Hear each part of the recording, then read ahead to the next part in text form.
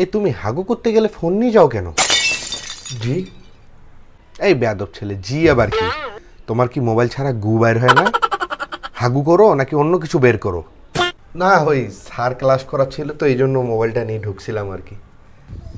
ও, class করতেছিলা?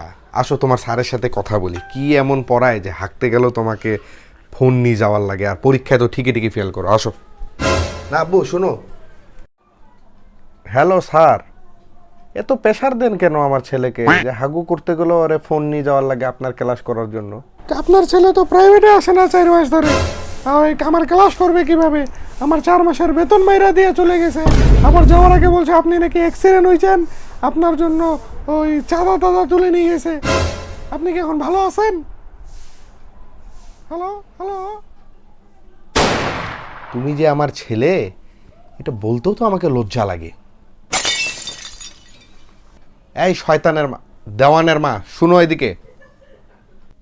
হ্যাঁ, কি হলো? তোমার ছেলে তো হাগার সময় ফোন চালায়। ও আল্লাহ, তাই তো কই আমার ছেলে খায় না কেন কিছু। ক্লিয়ার মতো যদি না হাগে খাবে কি? হাগু করার সময় ফোন টিপো দেখেই তো তোমার রেজাল্ট ভালো হয় না। হাগু করার সময় ফোন চালাইস দেখেই তো পাশের বাড়ির ভাবির ছেলের মতো খাইতে পারিস না। হাগু করার সময় মোবাইল টিপো দেখে তো তোমার দিন দিন গাঁজাখোরের মতো চেহারা হচ্ছে। হাগু করার সময় এইভাবে ফোন চালালে তো জীবনও চাকরি পাবি না।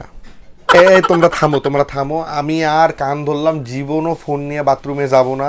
আমি বাথরুমে যাব না, আমি আর হাগবো না, আমি ফোনও আনবো না। আমার আর ভালো লাগতেছে না। Oh shit, here we go again.